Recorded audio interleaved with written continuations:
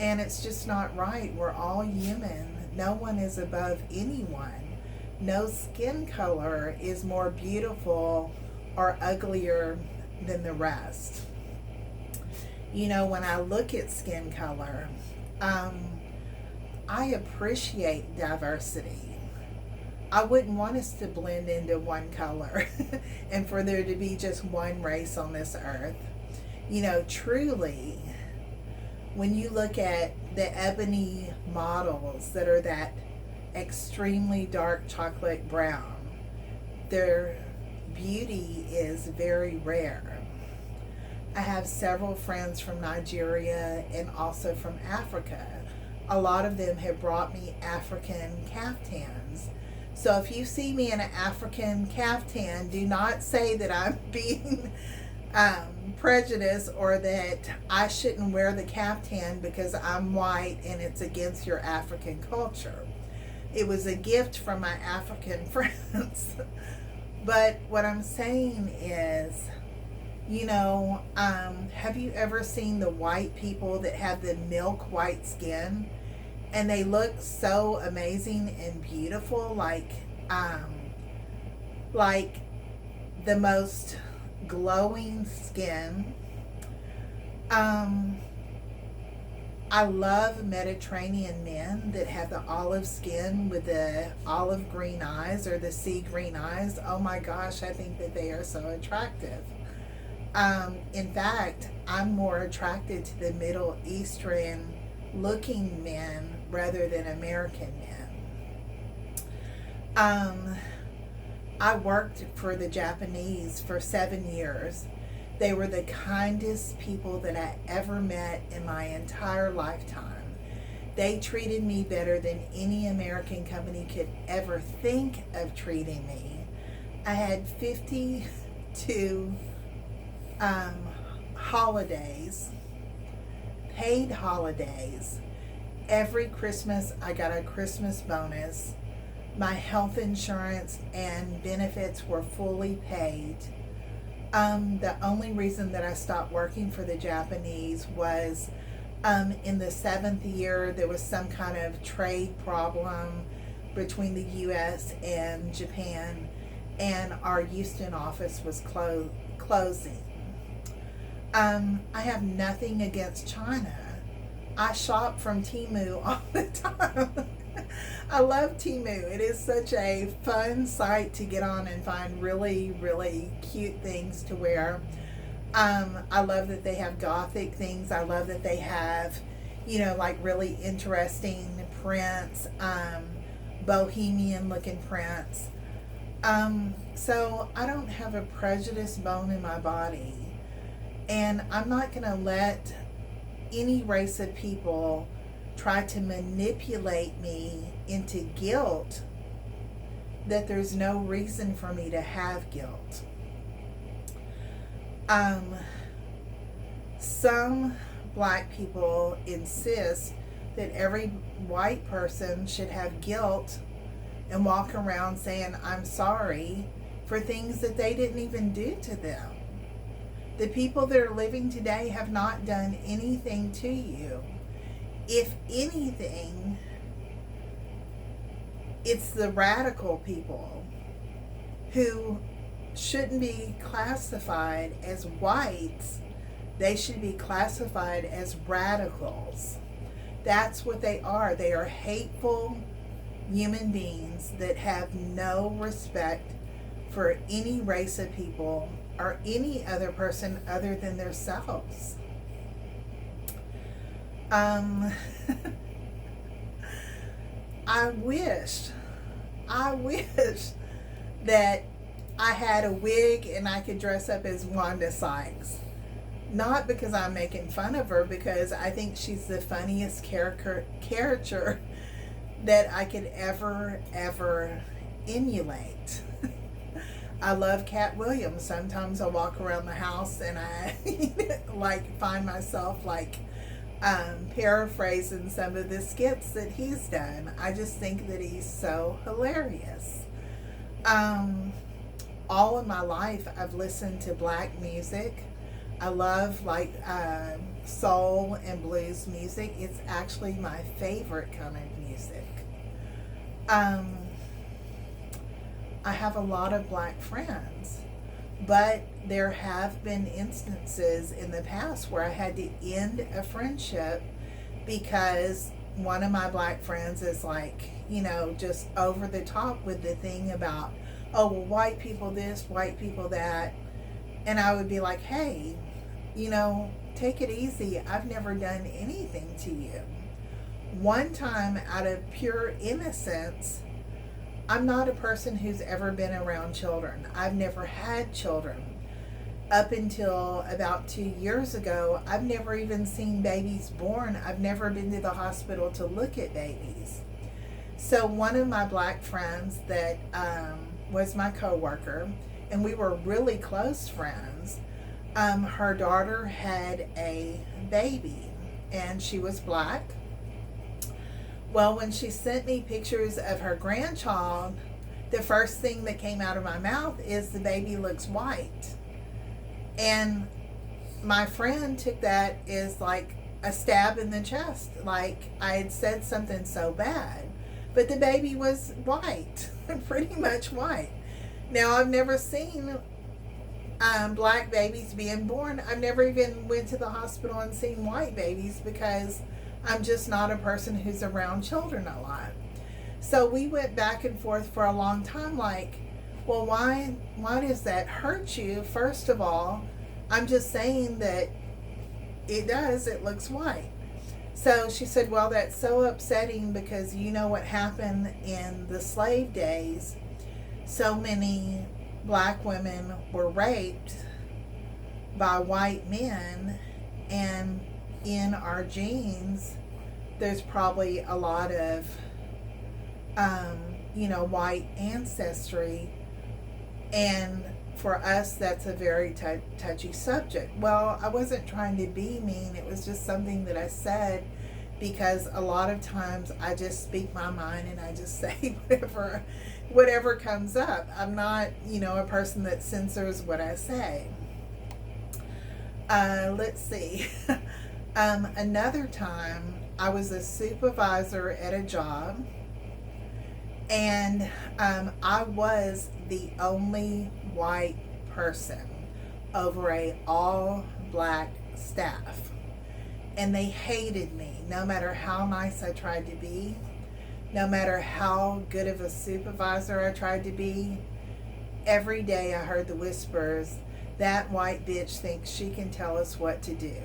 That white bitch, just awful. I ended up quitting a good job after 8 months because every day, no matter how good I tried to be, they wouldn't let me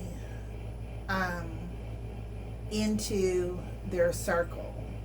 And that's unfortunate because I am a great supervisor. I am a very fair person.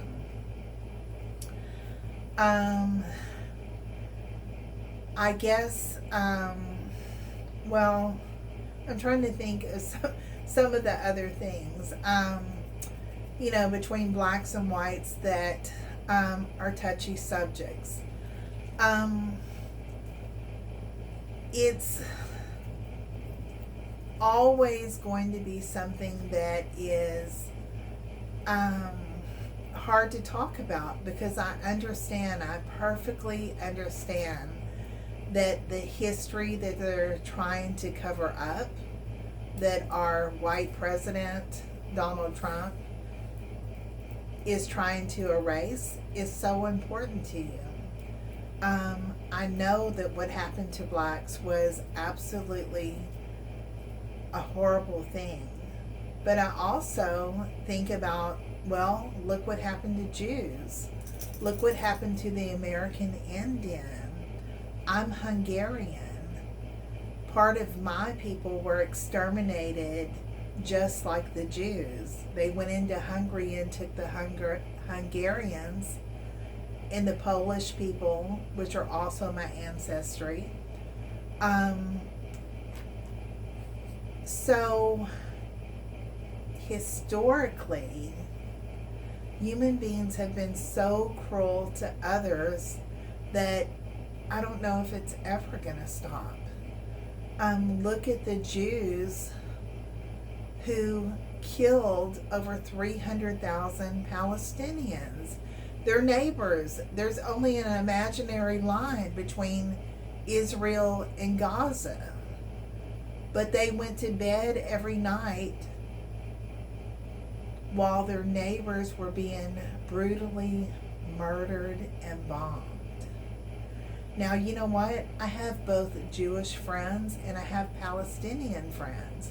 Real friendships. And I have to tell my Jewish friends that it breaks my heart. It breaks my heart that they allowed their neighbors to be murdered, to see children starving every day.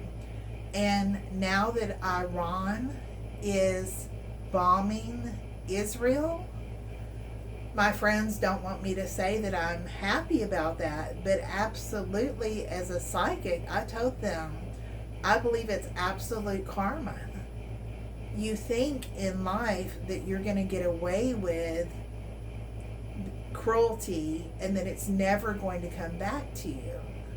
But every single thing that you do does return to you in a karmic way. So, whether you are white, black, Mexican, if you were going around fueling hate by saying stupid white people, stupid black people, stupid Mexicans, stupid Chinese, whatever.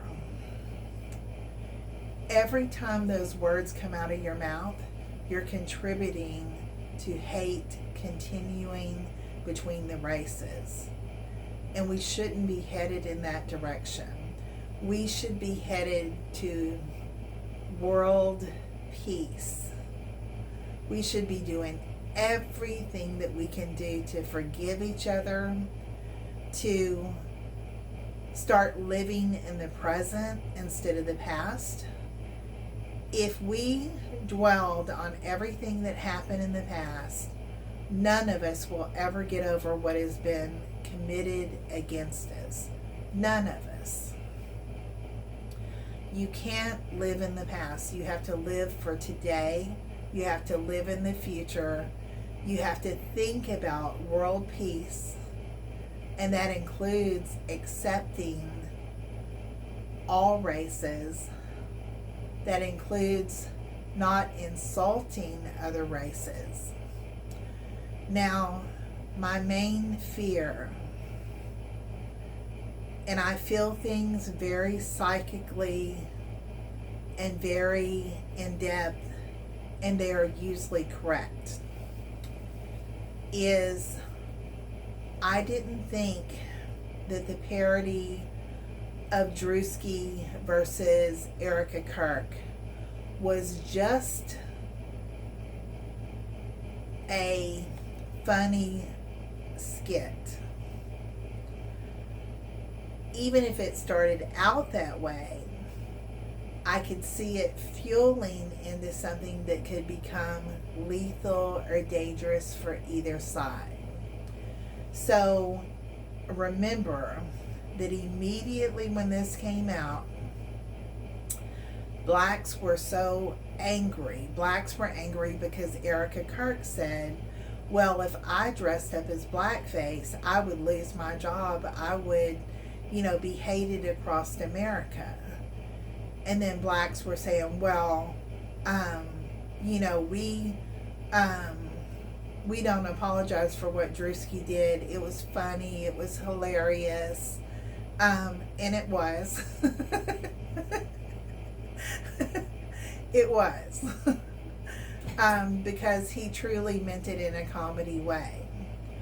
But many blacks got on social media and immediately started threatening whites. You cannot have a double standard. You cannot sit there and say, oh, well, we can do it. We can do it as a joke or a parody. But if you do it, it's an absolute fighting issue, and see what happens and make threats. Because let me tell you something. If one Erika Kirk fanatical person decides they don't like what Druski said, and they decide to make an example out of Druski, the intention would be to cause absolute chaos, absolute division between whites and blacks, and they would use it to the fullest extent to distract you from what's going on, the Epstein files, the war, the robbery that is happening in our own government against the American people. They will use that as fuel. So don't let that get to you. Don't fall for their plan. They're going to be doing everything to upset you.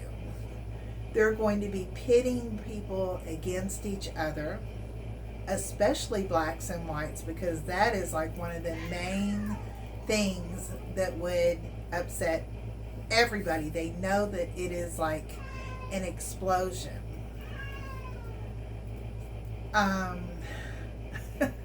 As I'm talking to you, my cat is upset because I brought home my mom's dogs after my mother passed away. So my cat has not gotten used to the new dogs, and so she's been crying constantly. She's over here jumping up on the furniture to get away from the dogs. But